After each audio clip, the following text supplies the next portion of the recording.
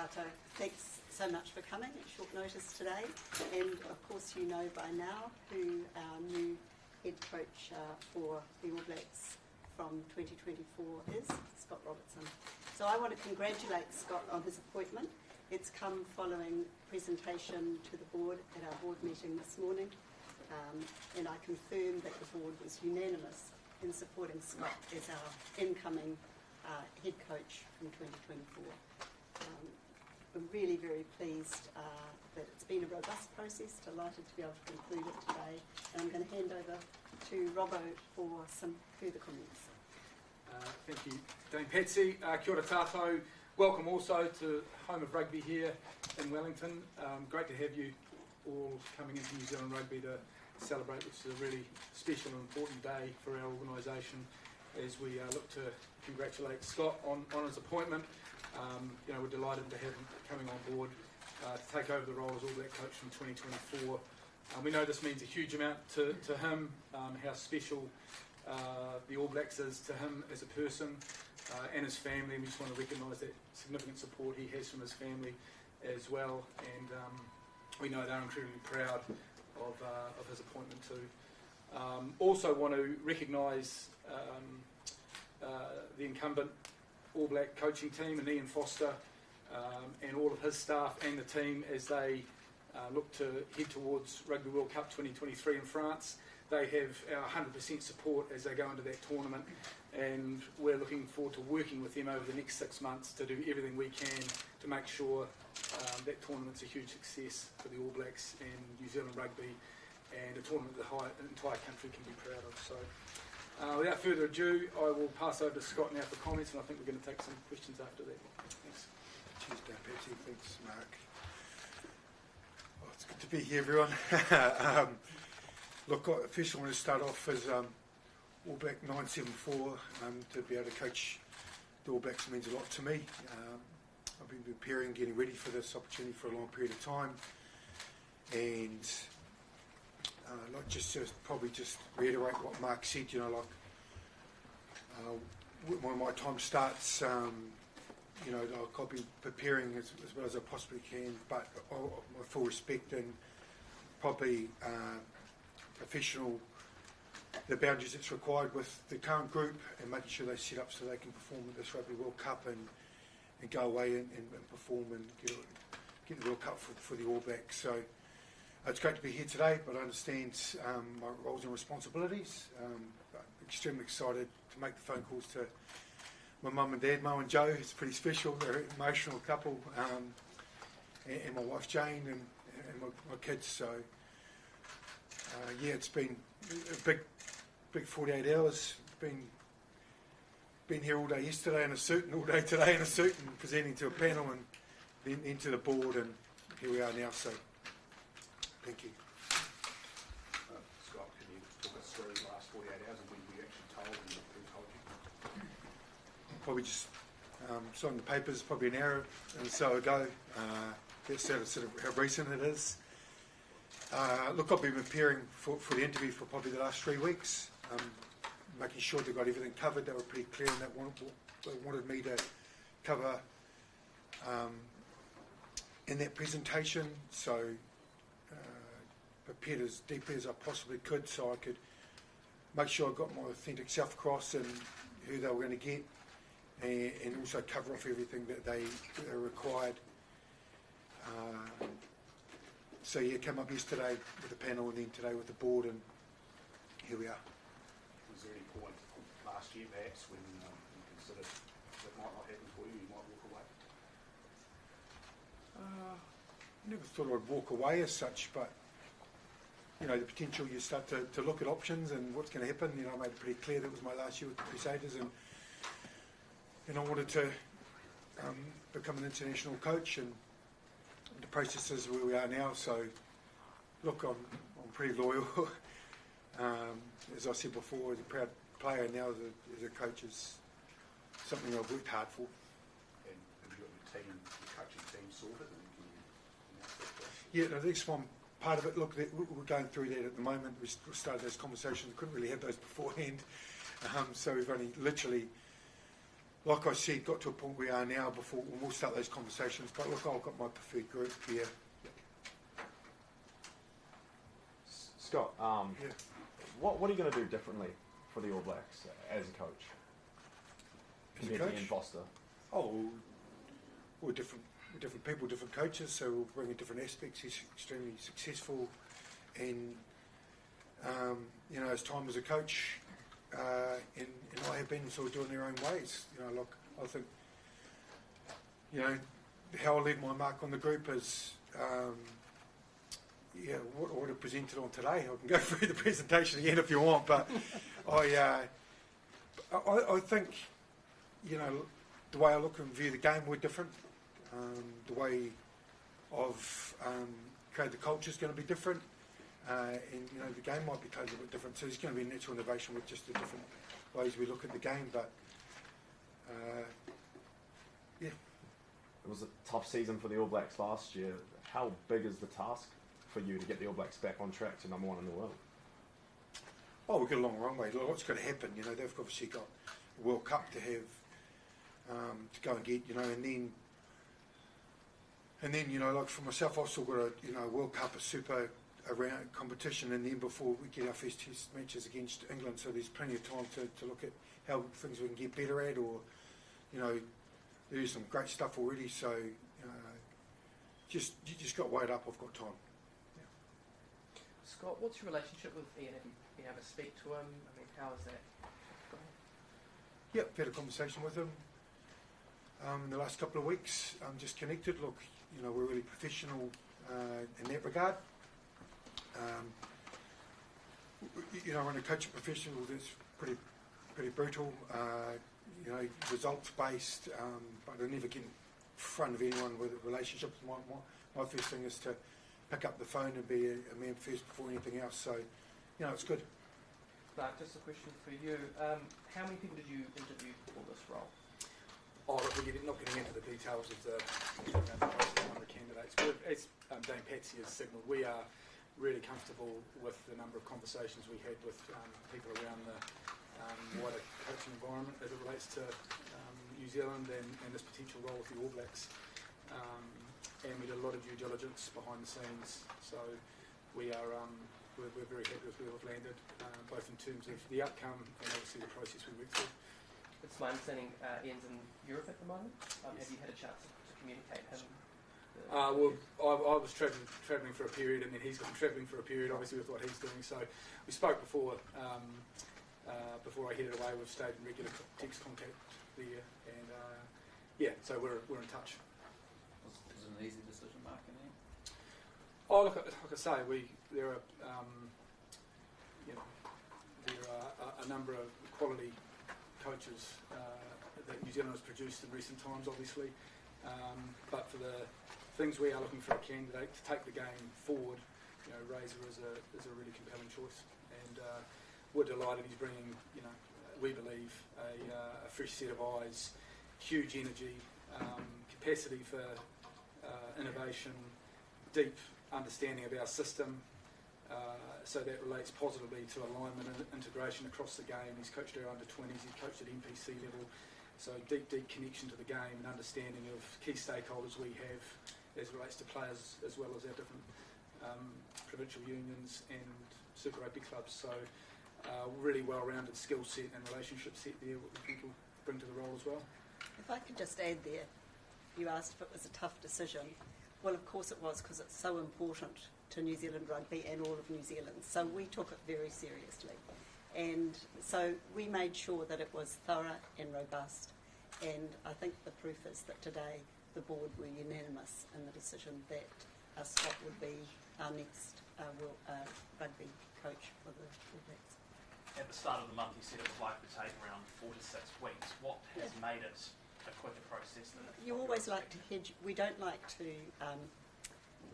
disappoint, so it's always better to estimate a little bit longer than you think. But I think we always hope to be able to work to a timetable pretty close to this one, because it fitted in well with our board program for the year, and so I'm pleased that we were able to complete Was Scott the only one that presented to the board? Well, I'm not going to go into the detail of the process because there were lots of elements to it. and I don't think that's helpful. James Joseph was obviously a contender at some point. Did he pull out? So, no, he definitely didn't pull out. We had a contested process. That's all I'll say. Scott, there was obviously links for you to coach Fiji, other international sides. Did they go anywhere? How serious do those talks with any other nations or places go? It's pretty irrelevant now. I'm here now, mate, so I think that's what we're focused on. Look, there was options, yeah. But this is my preferred, so. Yeah. The suggestion is obviously that you agitated for this position to be sort of ahead of the World Cup.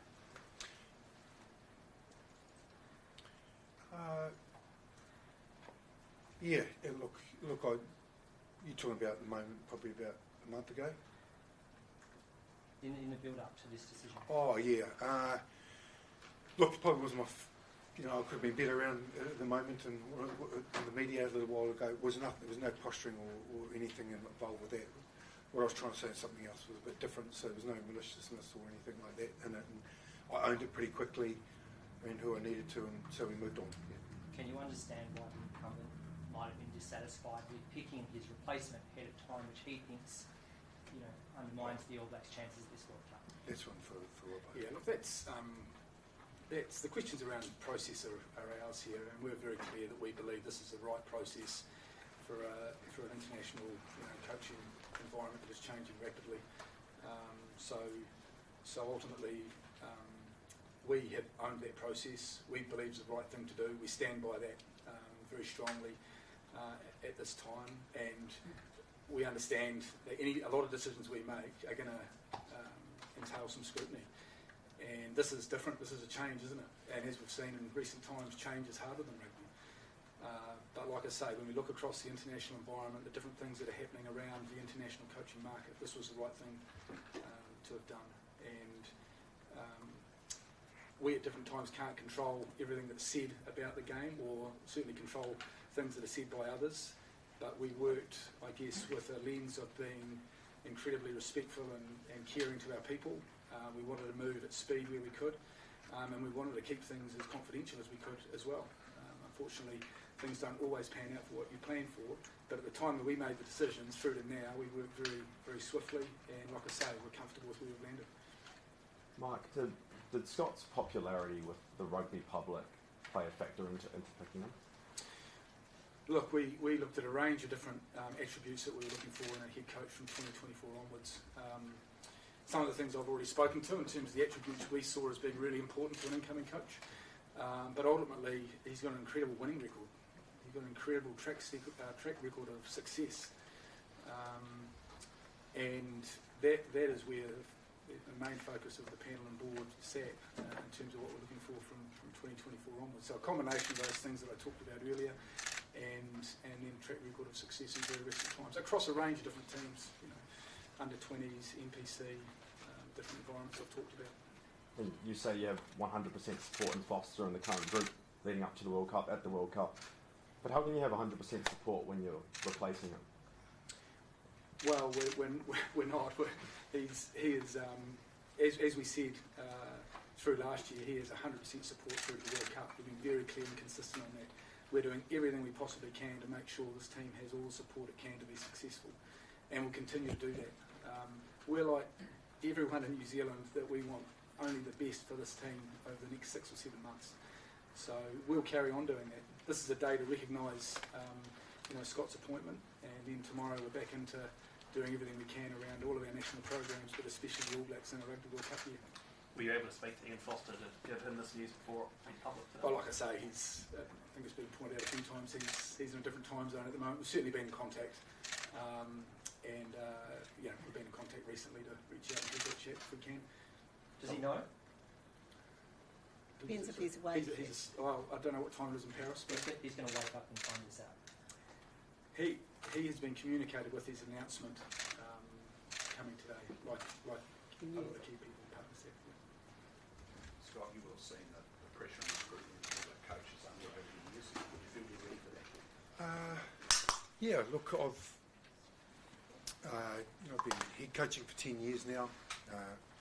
Fortunately, like I mentioned before, to play for the All Blacks, understand from a national and international level, what's required.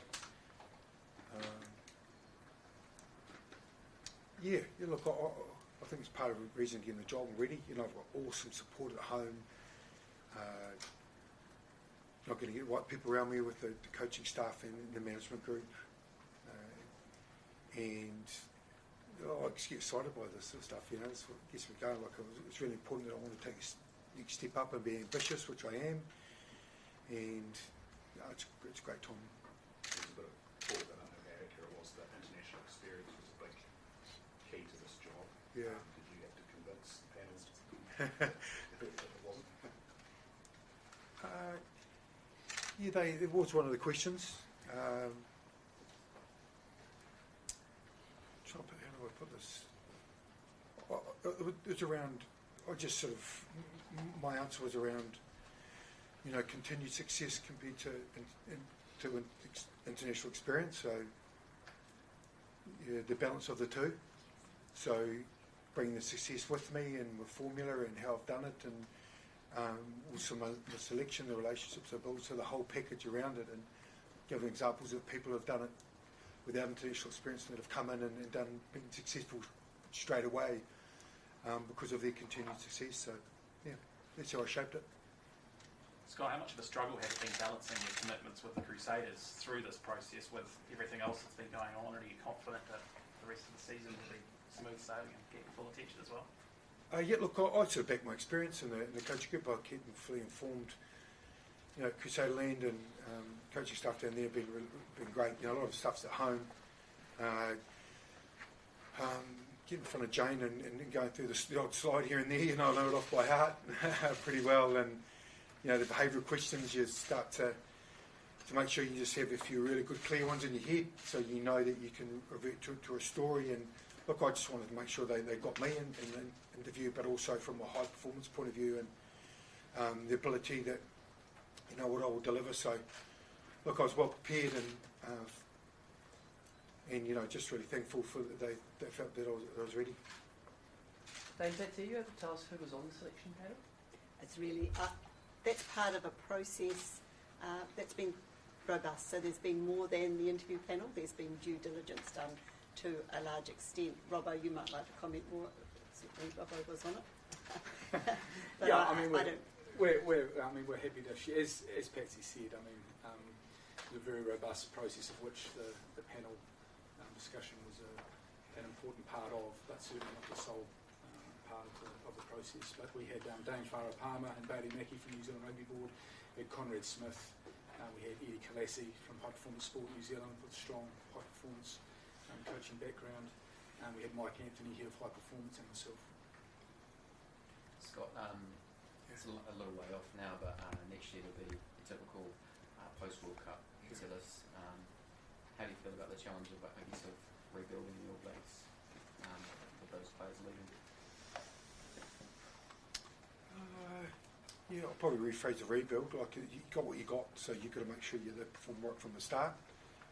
Look, I know the lay of the land intimately. You know, I understand, you know, who's on contract, who's off contract, and you know, with full respect with the group that they've got now, and you know, we'll talk a lot about this to make sure we set up to make sure this group's right, but also have an understanding what's required for the next few years for the contracts, so the players to keep some continuity. But yeah, that excites me. You know, all the young ones understand what's required to be an All Black and get them ready. Yes, what's your overriding emotion to this? Is something that you've been wanting for a long time? It's been a roller coaster to get here. As a relief, is it excitement? What's the prevailing emotion? Oh, probably when I signed it, that's probably to give a pen in my hand. That's all. And you know, that marked a big moment for me. There was, the pen was in the hand, and you know, look, I like to think. You know, I think the last sort of 3 to 4 years has been a big part of me and my growth and how I've reacted. You know, I asked your players to do it, so I had to as well, and I've stayed in the fight. And you know, here I am now. I'm really proud of myself, but also all the support that I've had over a long period of time. I've got some awesome mentors as I mentioned before, awesome home, you know, family life, and you know, I'm really privileged and honoured for this. Yeah. Scott, you played for the All Blacks. Is this a bigger moment for you? In some ways, I still get a little bit.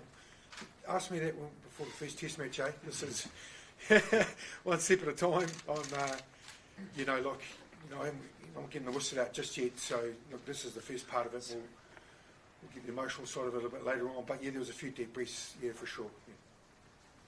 No one seemed to see you in Wellington the last couple of days. Were you hiding or undercover? Mate, they put me in this room out the back there for like 3 hours, man. I had journals and board shorts on for like ages, and so it's been, yeah, it's just what it is. It was a part of it, and look, I'm just glad to be sitting here and, you know, beside these two, and, you know, just, mate, stoked. You know, like, I'm really stoked that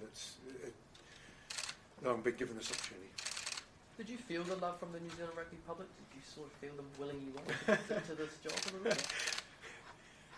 At times it felt like an election. There's no voting boxes or anything, but, you know, you're sort of, I don't know, it's passionate, aren't we? People have got their opinion, and the ones that, you know, were positive or, you know, come up, and look, that's great, and I know that you're not 100% of the crowd are going to be on your side, but, like, we're passionate, you know, we're in behind it. It's great that people can have their thoughts and their feelings, and they pick the team, and they select it, and they want the best for the country, just like I did. So you ride that, you know, it's part of who we are and our DNA, and look, I love it.